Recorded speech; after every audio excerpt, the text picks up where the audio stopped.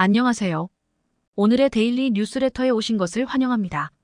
특히 러시아 우크라이나 전쟁은 자원이 얼마나 위협적인 무기가 될 수 있는지를 깨닫게 했습니다. 러시아는 어마어마하게 매장된 천연가스로 유럽뿐 아니라 전 세계를 쥐락펴락했죠. 자원, 그 중에서도 석유는 하늘이 선택한 국가만 누리는 선물로만 알았습니다.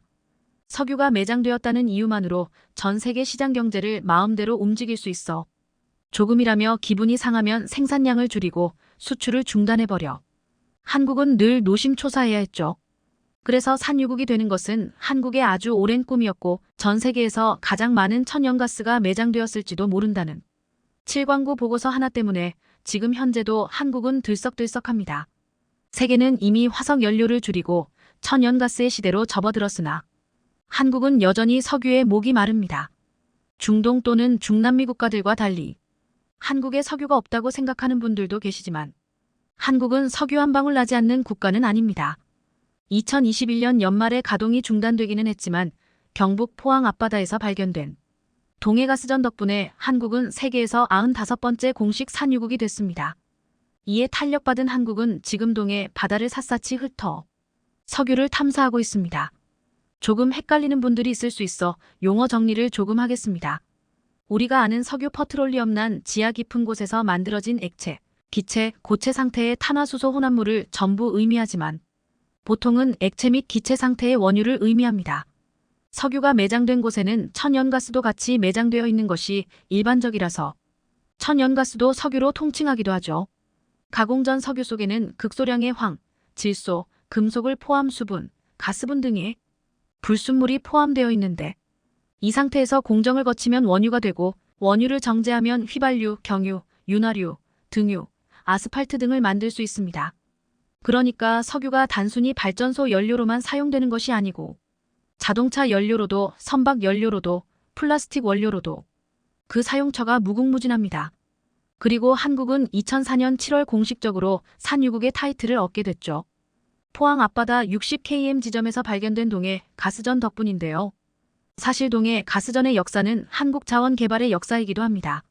왜냐하면 1970년대부터 미국, 일본 및 프랑스의 석유 메이저 업체들이 동해 바다에서 수차례 탐사 및 시추를 진행했으나 발견에 실패하고 철수했습니다. 하지만 석유공사가 독자적으로 탐사한 결과 가스전을 발견했고 개발에 성공했습니다. 이 말은 한국의 기술력이 선진국에 전혀 뒤처지지 않는다는 의미이기도 한데요.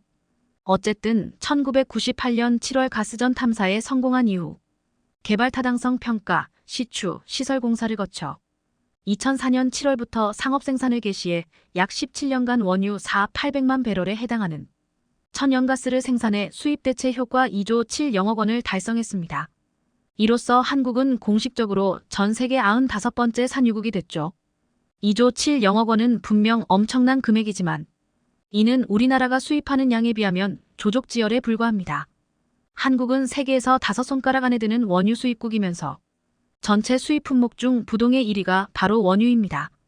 2022년 기준 10억 328만 배럴을 수입해 약 159억 달러, 한국 돈으로 약 120조 원을 원유 수입에 썼습니다. 동해 가스전이 17년간 생산한 2조 7영억 원이 한국 경제 규모에 비해 얼마나 미미했는지 감이 오실 겁니다. 그런데 동해 가스전이 발견되자 많은 전문가들이 한반도 주변에서 본격적으로 적극 탐사를 실시해야 한다고 임모아 말했는데 실제로 하나 더 찾아냈습니다. 동해 가스전에서 44km 떨어진 곳에서 발견된 방어구조인데요. 동해 가스전 불꽃이 꺼지기 6개월 전 석유공사는 울릉분지 6광구 심해에서 발견된 방어구조에서 본격적인 해상시추 작업에 돌입했다고 보도자료를 냈습니다. 공사의 탐사자료 분석 결과 이 지역에는 원유 환산 시 약 7억 배럴에 해당하는 탐사자원량이 보존되어 있을 것으로 추정했었습니다. 이는 동해 가스전의 15배 그리고 당시 유가로 환산했을 때 무려 30조 원의 가치를 가진 것으로 평가되는 실로 어마어마한 양이었죠. 여기에 방어구조라는 독특한 이름이 붙은 것은 기름기 좔좔 흐르는 생선 방어처럼 넉넉한 석유를 품고 있기를 바라는 희망을 담았는데 탐사자료는 그 넉넉함을 증명해줬습니다. 그리고 즉각 시추에 돌입했죠. 그러나 얼마 지나지 않아 시추는 중단됐는데 이유는 해저에서 내부 압력이 과도하게 높은 지층인 이상 고압대가 발견됐기 때문입니다. 사실 이런 위험성을 무시하고 무리하게 강행했을 수도 있었겠지만 자칫 고압대를 잘못 건드렸다가는 블로우아웃이 발생할지도 모를 일이었습니다. 즉 폭발적인 분출이 발생해 동해바다 전체가 기름바다가 될 위험성이 상당했습니다. 이상 고압대가 발견됐다고 해서 무조건 시추가 안 되는 것은 아닙니다. 이상 고압대는 내부의 압력이 과압력인 상태의 지층을 말하는데 내부의 액체 또는 기체가 과도한 압력을 받으면서 아주 작은 틈으로도 블로아웃이 생길 수 있습니다. 그래서 블로아웃 방지 기비오피나 물과 점토를 혼합한 시추 이수라는 물질의 비중을 조절해 통제할 수도 있지만 만병통치약은 아닙니다. 2010년 멕시코만에서 원유 7억 7억만 리터가 유출됐던 디버터 호라이즌 사고 역시 이상 고압대를 건드렸다가 발생한 사고로 알려져 있습니다. 이에 석유공사는 잠시 시추를 멈췄고 지금까지도 별다른 소식이 없는 상황인데요. 그런데 지금 석유공사는 새로운 가스전 찾기 프로젝트에 돌입해 동해바다를 포함 서해, 남해를 샅샅이 훑고 있습니다. 대륙붕 개발 마스터플랜 광개토 프로젝트를 진행 중이기 때문입니다. 대륙붕의 사전적 의미는 해안선으로부터 시작해 수심 약 200m 이내에 존재하는 완만한 경사의 해저지형으로 한정되지만 현재 석유공사는 동해 심해지역을 포함 서해, 남해, 동해 전 해역을 대상으로 동해 가스전 4배 규모의 새 가스전을 탐사하기 위해 노력 중입니다. 특히 동해의 경우 평균 수심이 1,700m에서 최대 3,700m로 깊어 그 심해는 아직까지 촘촘하게 탐사된 적이 없어 기대가 큰 상황이며 동해 가스전이 이 바다에서 발견되기도 했는데요. 특히 전 세계 어디에서도 석유가 전혀 없는 경우는 있어도 가스전 하나만 발견된 경우는 없어 특히 기대가 큰 해역입니다. 이에 지난 6월 30일 심포지엄을 개최한 석유공사는 광개토 프로젝트의 세 가지 목적을 밝혔는데 첫째, 체계적인 탐사 작업을 수행해 최소 동해 가스전 4배 규모의 신규 가스전을 발굴하고 둘째, 적극적인 해상 탐사 활동을 통한 영유권 행사로 해양 주권 확보를 위한 발판을 마련하고 셋째, 2030년까지 국내 대륙붕에서 연간 400만 톤이 이산화탄소 지중 저장소 확보 등입니다. 이를 위해 2031년까지 17.0km에 대한 3차원 물리 탐사를 실시하고 탐사시추 24공을 실시할 계획입니다. 이 탐사에는 이산화탄소 포집 저장 시설의 확보를 위한 시추도 포함되어 있는데 이것은 석유 탐사만큼이나 대한민국의 미래를 좌지우지할 수 있는 중요한 시설이기 때문인데요. 아마 최근 몇 년 사이 탄소 중립 넷 지로라는 용어를 많이 접하셨을 텐데 이 용어가 본격적으로 사용되기 시작한 것은 2015년입니다. 파리협정 덕분인데요. 이 자리에서 전 세계는 지구 평균 온도 상승폭을 산업화 이전 대비 2씨 이하로 유지하고 더 나아가 온도 상승폭을 1.5 이하로 제한하기 위해 함께 노력하자는 약속을 했습니다. 탄소 중립은 인간 활동에서 발생한 이산화탄소 배출량을 최대한 줄이되 어쩔 수 없이 배출된 이산화탄소는 이를 포집하거나 자연에 흡수시켜 실질 배출량을 제로영로 만들자는 운동입니다. 각국 정부가 강력한 기후 정책을 제정했고 주주들은 기업들에게 온실가스 배출원을 줄이도록 압박한 결과 전 세계 거의 모든 국가 및 수백 개의 기업들이 2050년까지 탄소 중립 목표를 제시했습니다. 이 CCS가 한국에게 중요한 이유는 한국은 아직도 산업 발전을 필요로 하는 국가이기 때문입니다. 전 세계 각국이 탄소 중립을 달성하기 위해서는 재생에너지를 사용하고 에너지 효율화 등의 작업이 필요한데 이는 산업 구조를 근본적으로 개편해야 합니다. 당장은 불가능하기 때문에 점진적으로 개편해야 하는데 특히 탄소 배출이 높은 산업인 철강, 시멘트, 화학 및 석유화학 제품 등 에너지를 많이 사용하는 산업은 탄소 중립이 사실상 불가능하죠. 그래서 이들이 발생시킨 이산화탄소를 전부 잡아 캡처, 지하 저장고에 가두는 기술인 CCS가 등장한 겁니다. 그리고 포집한 이산화탄소를 저장하기 가장 적합한 장소는 바로 바다. 특히 심해충은 지구상에서 가장 큰 탄소 저장고이기도 한데 심해의 저장고를 만들기 위해서는 천문학적인 금액이 소요되는 공사가 필요합니다. 흙을 퍼올리고 인위적으로 공간을 만들어 포집된 탄소를 저장해야 하니까요. 그래서 자연적으로 생긴 빈 공간, 즉 석유를 다 뽑아 올리고 남은 빈 공간을 활용하자는 방안이 제시됐습니다. 즉 심해의 유전에서 천연가스든 석유든 전부 뽑아내면 빈 공간이 생기기 마련인데 이 공간에 포집된 이산화탄소를 채우자는 것이죠. 그리고 이산화탄소를 채운 후 즉시 그 틈을 막아버리면 되는데 실수로 약간의 이산화탄소가 빠져나오더라도 심해의 고압을 뚫고 수면으로 떠오를 수 없습니다. 한국은 2년 전 가동을 멈춘 동해 가스전을 이 용도로 활용할 계획입니다. 2017년 포항 앞바다에서 이산화탄소 100톤을 심해에 저장하는 실험을 성공해 세계에서 세 번째로 관련 기술을 보유하게 됐죠. 이에 얼마 전 석유공사는 현대건설과 동해가스전 활용 CCS 실증 사업, 사전 기본 설계 수행을 위한 계약을 체결했습니다.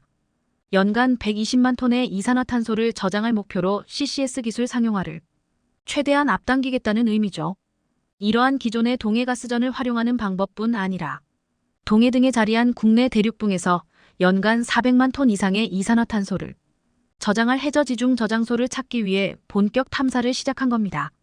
과연 석유공사는 어떤 결과물을 들고 나타나게 될까요? 한국과 계약했던 LNG선 100척을 중국으로 돌리겠다며 엄포를 놨던 카타르가 최근 중국과 유럽에서 나타난 엄청난 현상에 대충격을 받고 있어 화제입니다. 이는 외신에까지 돼서 특필된 상황인데 한국을 버리고 중국을 선택하려 한 카타르를 궁지에 몰고 있다는 분석입니다. 한국 조선업의 초대박이 예상되는 상황. 무슨 일이 벌어지고 있는지 자세히 알아보겠습니다. 카타르는 한 해 7,700만 톤 규모의 LNG를 수출해온 바 있습니다. 호주와 1, 2위를 다투며 전 세계 시장 점유율 22%를 기록하고 있었는데 2027년까지 1억 2,600만 톤으로 끌어올리겠다는 계획을 세우기도 했습니다. 이를 위해 120척가량의 LNG선 도입을 추가로 추진했고 2020년 4월 중국 후동중화조선과 16척에 달하는 슬롯 계약을 체결하기도 했습니다. 당시 한국보다 기술력이 떨어지는 중국에 먼저 발주를 해 충격을 줬는데 중국이 LNG 최대 소비국이라는 점과 한국과의 협상에서 유리한 고지를 얻으려 했다는 분석이 나오기도 했습니다. 실제로 약 2달 후 한국 조선 3사와 100척이 넘는 건조 슬롯 계약을 체결했던 상황입니다.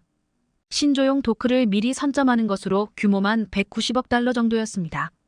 그런데 카타르는 슬롯 계약을 한 후 즉각 본계약에 나서지 않고 시간을 끄터왔습니다. 한국과의 LNG 재계약을 이끌고 선가 인상 시 이득을 노리겠다는 전략을 세웠던 것입니다. 한국은 카타르와 3건의 장기 계약으로 연간 총 900만 톤 규모의 LNG를 도입하고 있었습니다. 이는 국내에 수입되는 LNG의 30%에 해당하는 양입니다. 그런데 이 중 490만 톤 규모의 계약이 2024년 종료를 앞두고 있었고 카타르는 이에 대한 재계약을 원했던 상황입니다. 한국가스공사는 카타르가 시간을 끌고 있음에도 작년 7월 먼저 성의를 보여준 바 있습니다. 20년간의 장기 계약으로 200만 톤 규모를 재연장하기로 합의했던 것입니다. 하지만 기다리던 카타르 측의 본계약 소식은 들려오지 않았습니다.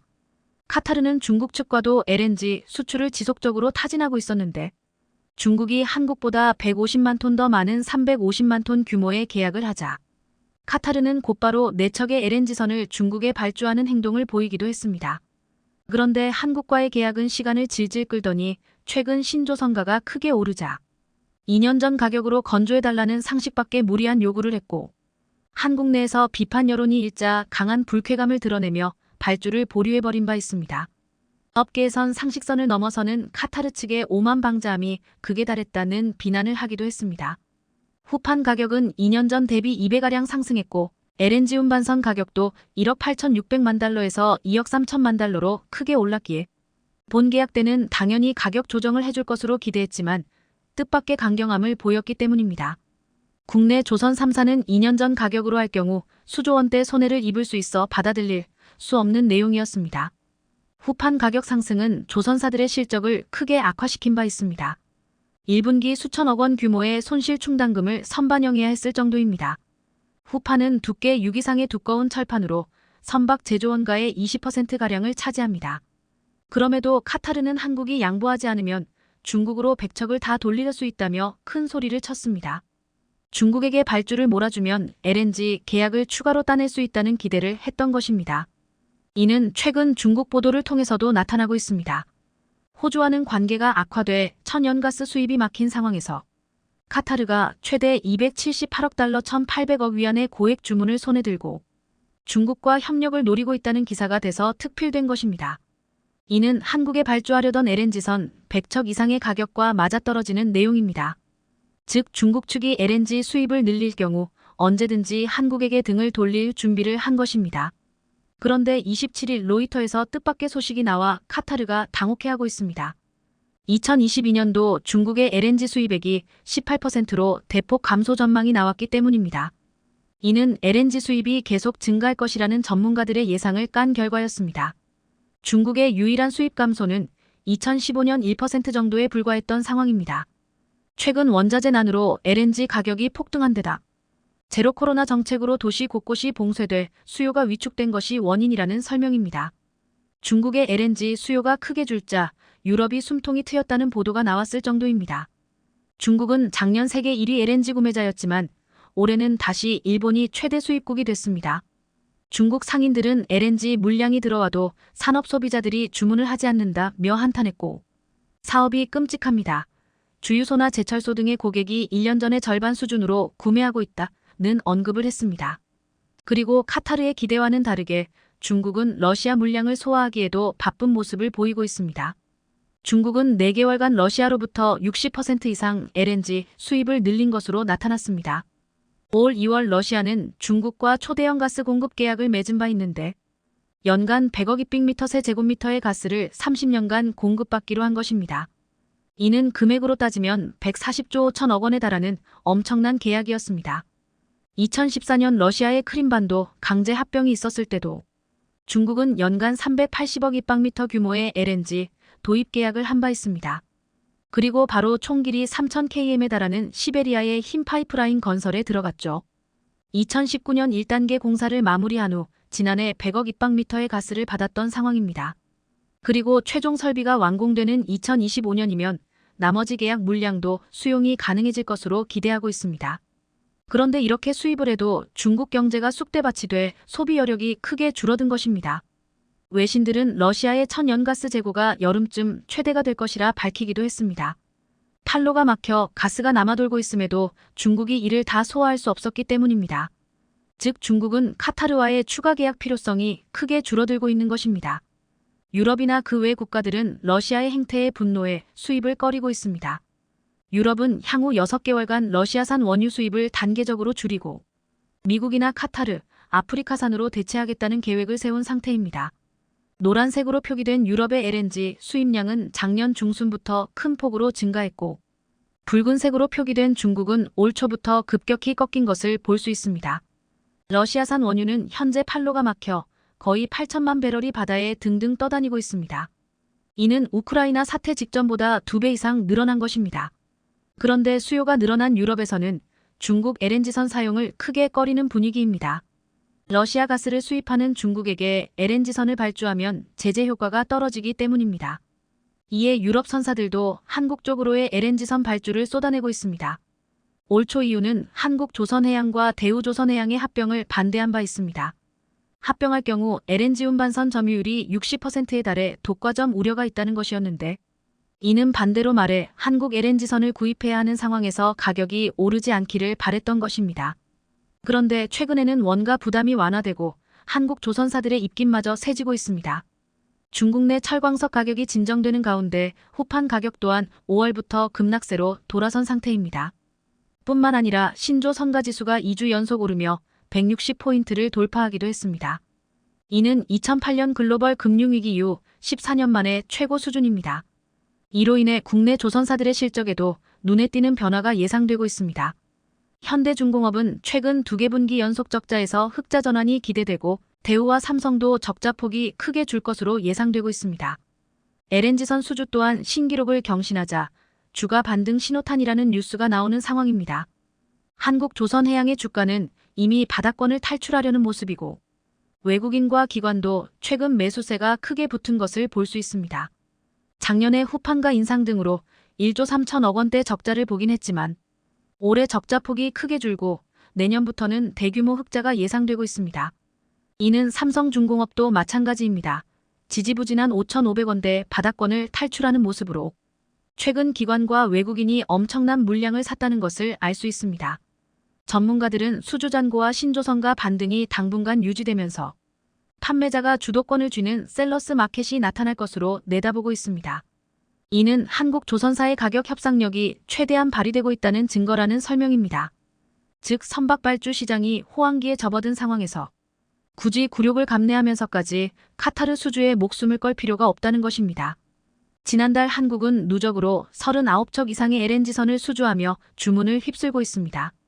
삼성중공업은 지난달 오세아니아 지역 선사로부터 2척을 수주하기도 했습니다.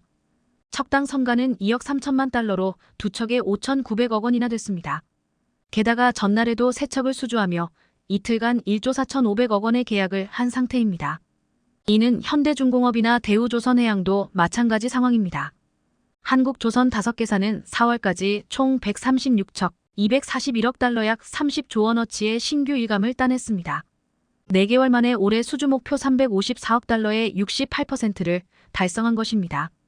최근에는 전 세계 LNG 선단의 22%를 차지하는 그리스까지 한국에 발주를 넣었고, 이는 유럽 지역 운송을 위해 상당히 중요하다는 분석입니다.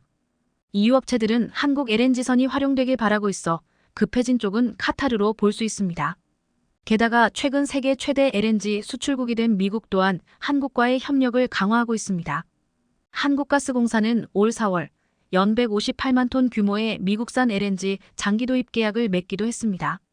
카타르 측의 선박 갑질에 연연할 필요가 없어지고 있는 것입니다. 게다가 LNG선 기술력에서 중국은 한국을 따라올 수 없는 상황이 되고 있습니다.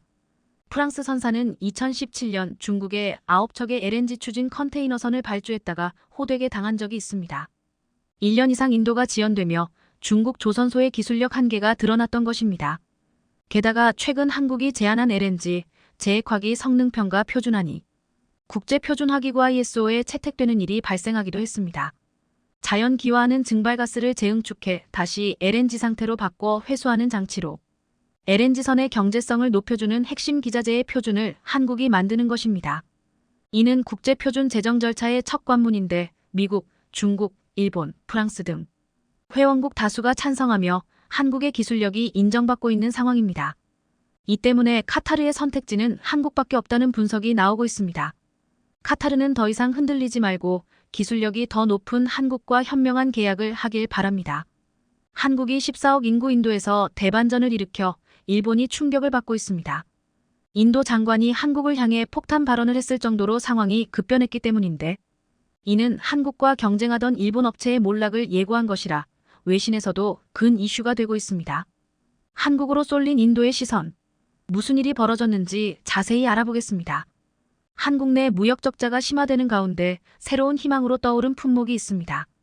자동차 수출이 호조를 띠면서 기타 산업의 부진을 어느 정도 커버하게 된 것입니다. 한국 경제는 반도체에 의존해 굴러가는 외발 자전거란 평가를 받아왔습니다. 하지만 자동차도 반도체에 버금가는 실적을 내면서 또 다른 바퀴 역할을 하고 있습니다. 2월 한국의 주요 수출품을 보면 반도체가 42% 감소한 상황에서 자동차는 오히려 47% 증가하며 무역수지 적자폭을 줄이는데 크게 기여했습니다. 특히 전기차는 82% 급증한 상황입니다. 2월 자동차 수출은 56억 달러로 반도체 59억 달러의 덕미까지 추격했는데, 이는 전 세계적으로 한국차의 인기가 크게 몰라서고 있기 때문입니다. 미국은 우리나라 수출 자동차의 40%를 가져가고 있습니다. 현지 공장을 가동하고 있으나 수요를 따라가지 못해 수출을 하고 있는 것입니다. 미국이 IRA로 전기차의 타격을 주려 했지만 전체 수출을 막지는 못하고 있습니다. 현대차와 기아는 2월 기준 미국에서 역대 최다 판매를 기록했습니다. 총 12만 2천 대를 팔아 작년 동월 대비 16%가 증가한 상황입니다. 반면 도요타는 2.4% 감소했고 혼다 또한 1.4% 줄어들었죠. 다만 미국 내 보조금 지급 문제가 생기면서 전기차 수출은 14% 정도 감소했는데, 그럼에도 기타 차량에서 이를 극복해내 무역 수지에 큰 힘이 된 상태입니다. 현대차는 일본 내에서도 또 다른 신차를 선보이려 하고 있습니다. 소형 SUV 코나의 전기차 모델을 일본에 수출하려는 움직임을 보인 것입니다. 지난해 수소차 넥소와 아이오닉 5를 선보인 데 이어 세 번째 일본 시장 공략입니다. 최근 일본 도로에서 테스트 중인 코나 신규 모델이 포악되기도 했습니다. 현대차그룹의 글로벌 자동차 공장은 전 세계 주요 국가에 포진해 있습니다. 미국, 인도, 터키, 체코, 러시아, 브라질 등입니다. 그런데 일본이 두려워할 만한 변화가 생긴 곳은 바로 인도입니다. 인도 상무부 장관은 28일 헌데 기아차 때문에 무역 적자가 증가했다는 한탄을 했습니다. 자동차 산업은 100% 현지화를 달성해야 하는 산업으로 현대차와 기아는 기대에 못 미친다는 발언을 한 상황입니다. 인도에 공장이 있다 해도 부품 등을 한국에서 도입해 무역 적자가 커졌다는 것입니다. 한국이 인도와 맺은 FTA 혜택을 누리며 자동차 관련 수입을 계속하고 있고 이들이 인도 투자를 충분히 하지 않은 결과 무역 적자에 시달린다고 언급했습니다. 이렇게 푸념을 한 이유는 현대차 그룹이 1위 일본 업체를 따라잡을 정도로 인도 시장 내 성장이 가파르기 때문입니다. 인도는 현지에 공장을 지어 제조업 경쟁력을 강화하고 지역 일자리도 창출하길 기대하고 있습니다. 그렇다고 현대차가 인도에 투자를 안 하는 것도 아닙니다. 현대차는 1996년 인도에 진출한 바 있습니다. 1998년에는 인도 남부 챈나이에 현지 공장을 건설해 본격 사업에 학수했습니다. 그리고 2008년 제2공장을 준공하기도 했습니다. 기아 또한 2019년 인도에 생산 공장을 지었습니다. 2018년에는 인도에 독립적인 권역본부를 세울 정도로 집중 지원을 한 상황입니다. 현대차는 철저히 현지 문화와 정서를 발판 삼아 인도 시장을 공략해왔습니다. 1990년대 후반 현지에 처음으로 내놓은 전략 형차 상트로가 대표적입니다. 상트로는 인도의 도로 사정과 터번 문화를 분석해 그들의 마음을 사로잡았습니다. 인도에서는 경차의 인기가 높았는데 터번을 쓰면 몸을 웅크려야 합니다. 도로 사정도 나빠 일반 수입차는 차체 바닥이 망가지는 문제까지 있습니다. 이에 현대차는 내수용 아토스를 상트로로 변신시켰고 차체를 높였습니다. 그 후 현대차의 인도 시장 점유율은 15%로 치솟았죠. 현재는 현지 전략형 차인 크레타와 기아 소넷이 바톤을 이어받아 선전하고 있습니다. 크레타가 현재 인도의 국민차로 부상했을 정도입니다. 소형 SUV 크레타는 지난해 인도에서 총 17만 대가 팔리며 전체 현대차 판매량의 33%를 책임졌습니다. 자동차 업계에서는 철저히 시장을 분석해 전략 차종을 개발한 점이 현지 고객의 호응을 이끌었다고 분석했죠.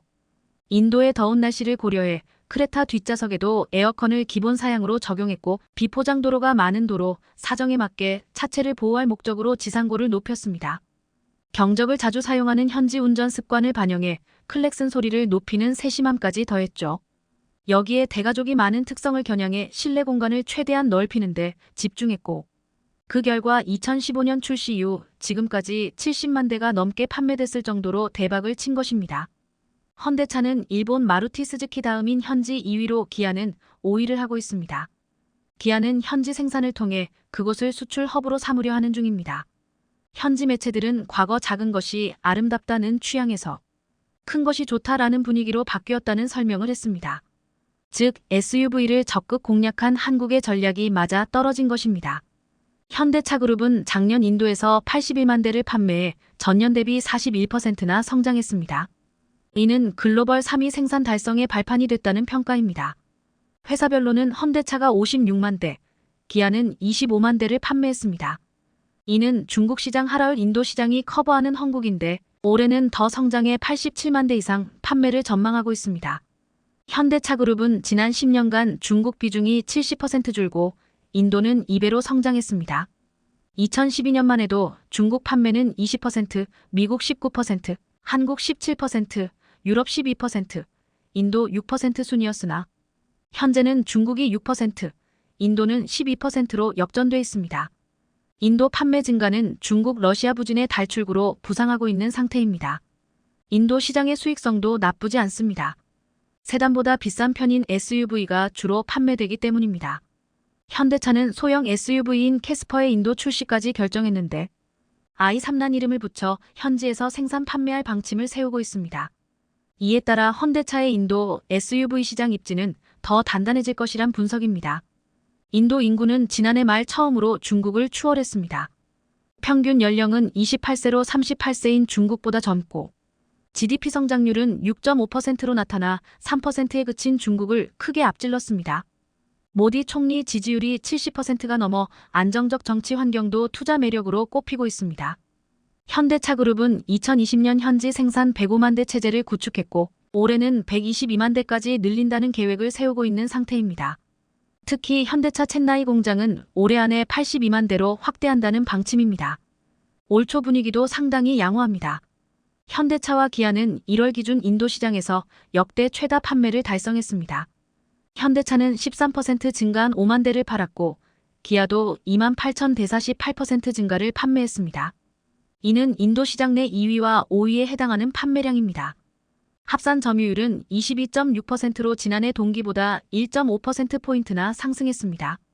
14만 7천 대를 판 마루티 스즈키가 42% 점유율로 1위를 했지만 과거 80%대 점유율에서 반토막이 났을 정도로 몰락 중에 있습니다. 이는 인도 장관이 우려했을 만큼 한국차의 성장이 빠르기 때문입니다. 마루티 스즈키는 1981년 일본 자동차 제조사 스즈키가 인도와 합작법인 형태로 만든 회사로 인도에서 연간 200만 대 이상을 판 적도 있습니다. 일본 내에서는 도요타, 닛산, 혼다에 밀린 사약 수준이지만 여전히 10대 자동차 회사에 이름을 올릴 수 있는 것도 인도 시장 점유율 때문입니다. 그런데 최근 현대차 그룹이 이를 끌어내리고 있는 것입니다. 현대차는 인도 현지형 전기차 크레타 EV 출시까지 준비하고 있습니다. 최근 테스트 차량 2대가 도로를 주행하는 모습이 포착되기도 했습니다. 2025년 하반기부터 공식 판매를 시작할 계획입니다.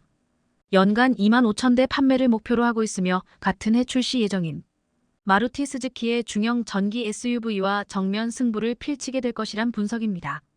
하지만 현재 크레타의 인기가 대단해 한국의 승리를 예견하는 곳이 많습니다.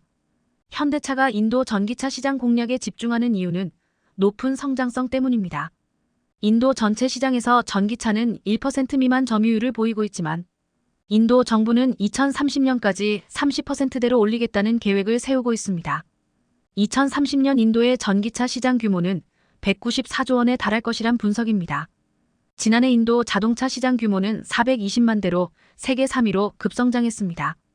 그런데 2030년이 되면 연간 1,300만 대에 육박할 전망입니다. 14억 명에 달하는 인구수와 중산층의 성장으로 신차 판매량이 매년 증가하고 있기 때문입니다.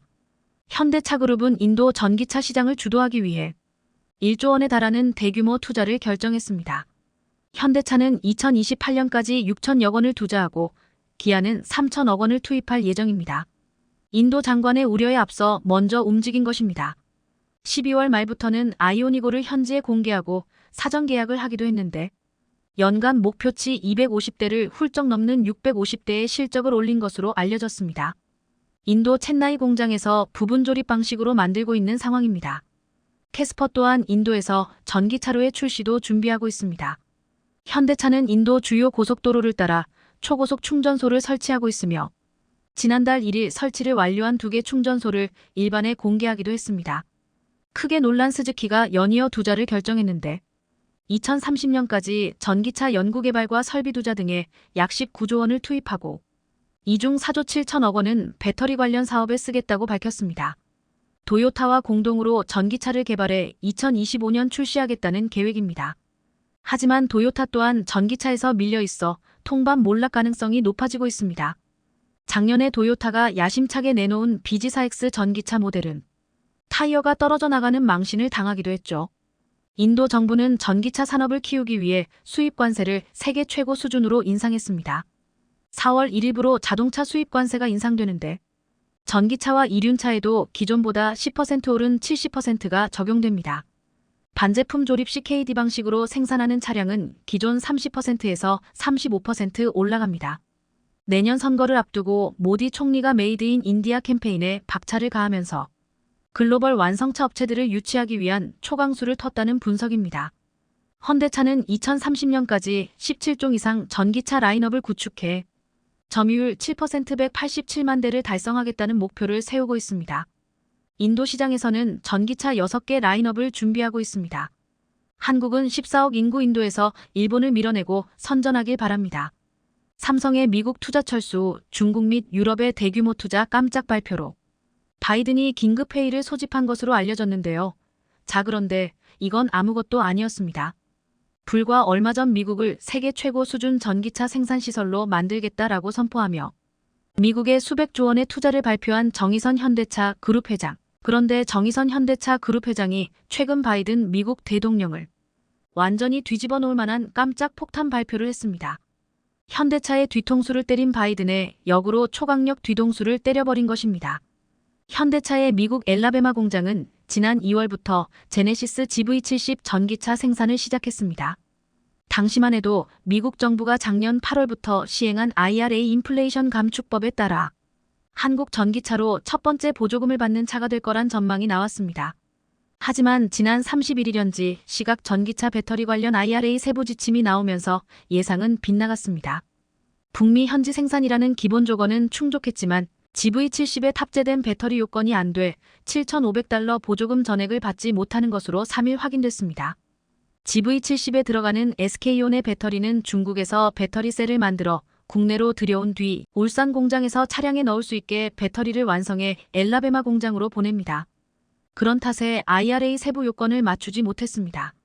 IRA는 북미에서 생산된 전기차에 대해 최대 $7,500 약 990만 원에 달하는 보조금을 지급하는데 탑재된 배터리가 북미에서 생산 조립된 부품을 50% 이상 쓸 경우 $3,750를, 미국과 자유무역 협정 FTA를 체결한 국가에서 추출 가공한 배터리 광물을 40% 이상 써야 나머지 절반을 받을 수 있습니다.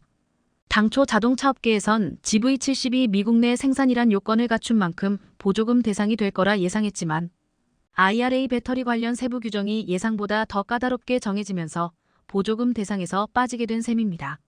미국에서 현대차그룹의 지난 5년간 전기차 판매량을 보시면 2018년 1,493대에서 지난해 58,028대로 기적같은 속도의 성장을 거두고 있습니다. 다른 브랜드 전기차들을 모두 무시하며 떵떵거리고 있는 세계 최고의 부자 일론 머스크 테슬라 CEO조차 현대차가 자신의 유일한 라이벌이라며 극찬했죠. 자, 그런데 이러한 한국 브랜드의 무서운 질주가 무서웠는지 바이든은 미국에 가장 많이 투자를 한 현대차를 역으로 차별하는 황당한 정책을 내놓았습니다. 이 때문에 다른 차들은 모두 1,000만 원씩의 보조금을 받는데 현대차만 못 받은 데다 테슬라는 1,000만 원의 보조금을 얻고 가격이나 전략까지 쓰면서 공격적인 판매에 나서며 현대차의 미국 내 전기차 판매가 급격하게 감소해버렸습니다. 미국 전기차 시장 1위 업체인 테슬라의 저가 공세는 거셉니다. 테슬라는 2일연지 시각 1분기 13월 판매량이 42만 2,875대라고 발표했습니다. 작년 1분기보다 36% 급증해 분기 기준으로 최다 판매 기록입니다. 1월 시작한 최대 20% 할인 전략이 먹힌 것으로 보입니다. 여기에 더해 미국 정부가 주는 1,000만 원의 보조금까지 더해져 판매량이 급증한 것입니다. 결국 현대차가 파격적인 결단을 내렸습니다. 가솔린 다음이 전기차라면 전기차 다음이 바로 수소차죠. 궁극의 기술 수소연료 전지차, 현재 수소차 분야에서 압도적인 세계 1위를 기록 중인 현대차가 천문학적인 수소차 투자를 미국이 아닌 중국에 결정했습니다. 현대자동차그룹이 중국 에너지 기업 헝윙그룹 이하 헝윙그룹과 수소연료 전지차 합작사를 설립했습니다. 바이든은 당연히 현대차가 미국에 수소차 투자를 할 줄 알았는데 현대차그룹이 바이든의 뒤통수를 제대로 친 것입니다. 합작사가 둥지를 틀 광둥성은 중국 최대 자동차 부품 생산 기지로 꼽힙니다. 광둥성의 성도인 광저우에만 500여 개의 자동차 부품 업체가 있습니다. 이를 기반으로 외강하우 대만구, 광둥 홍콩마카오를 잇는 거대 경제권에서는 수소 클러스터 구축이 진행 중입니다. 광저우시 황푸구는 수소 산업을 전방위 지원하는 수소 10조항 프로젝트를 발표했습니다. HTWO 광저우는 이번 합작사 설립으로 광둥성 내 수소 생태계 조성을 지원하고 현대차와 헝윙그룹의 시너자가 극대화될 것으로 기대하고 있습니다. 지난 1987년 설립된 헝윙그룹은 에너지 사업을 주력으로 하며 수소 기술 확보에 앞장서고 있습니다. 광저우 버스그룹과 광저우시 최초 수소버스 시범 노선 388번을 운영하고 있으며 지난해 황푸구에서 수소 청소차 24대를 투입했습니다. 현대차는 글로벌 수소차 시장에서 독보적인 1위입니다. 시장 조사기관 SNE 리서치에 따르면 현대차 넥소는 지난해 111월 1만 700대가 팔려 시장 점유율 54.5%를 기록했습니다. 현대차가 이렇게 중국을 택한 것은 그만한 이유가 있습니다. 수백조 원의 투자를 받아낸 뒤 뒤통수를 치는 바이든의 황당한 정책도 크게 한몫을 했고 또한 사우디 중국 현대차라는 어벤져스급 조합을 만들기 위해서입니다. 세계에서 가장 돈이 많은 기업, 사우디의 아람코, 기업 가치만 1경 원에 육박하는 것으로 알려진 아람코. 이들의 자금은 무한대라고 보시면 되는데 이 세계에서 가장 돈이 많은 기업, 사우디의 아람코가 현대차와 손을 잡고 앞으로 글로벌 수소차 시장에서 압도적인 1위를 이어나가기로 약속했습니다. 쉽게 말해 세계에서 가장 돈이 많은 아람코와 이미 수소차 기술 세계 1위인 현대가 만난 것이니 더 이상 설명이 필요 없죠. 그 누구도 절대 따라올 수 없는 어벤져스가 된 것입니다. 자, 그런데 최근 사우디는 중국과 파격적으로 친밀한 관계를 형성했습니다. 달러로 무역을 하던 사우디가 최근 시진핑이 사우디에 다녀간 후 중국 위안화를 사용하기로 했다는 파격적인 발표를 했습니다. 달러 패권에 도전장을 내민 중국이 자국의 주요 석유 도입처인 사우디아라비아에 무역 대금 결제용으로 위안화 대출을 했다고 중국 수출입은행이 밝혔습니다. 중국 수출입은행은 14일 소셜미디어 위챗을 통해 최근 수출입은행과 사우디 국영은행이 첫 위안화 대출 협력을 성공적으로 실행했다며 대출 자금은 양국 무역 관련 자금 수요를 충족하는 데 우선적으로 쓰일 것이라고 밝혔습니다. 중국 수출입은행은 이번 대출이 자신들과 아랍권 금융기관 사이에 처음으로 실시한 위안화 대출 협력이라며 정책성 금융의 역할을 충분히 발휘하고 1대1로 중국, 중앙아시아, 유럽을 연결하는 육상해상 실크로드 선상 국가 금융무역의 원활한 흐름을 촉진해 상호 이익이 될 것이라고 밝혔습니다. 현대차의 이러한 결정은 미국의 엄청난 파장을 불러일으켰습니다.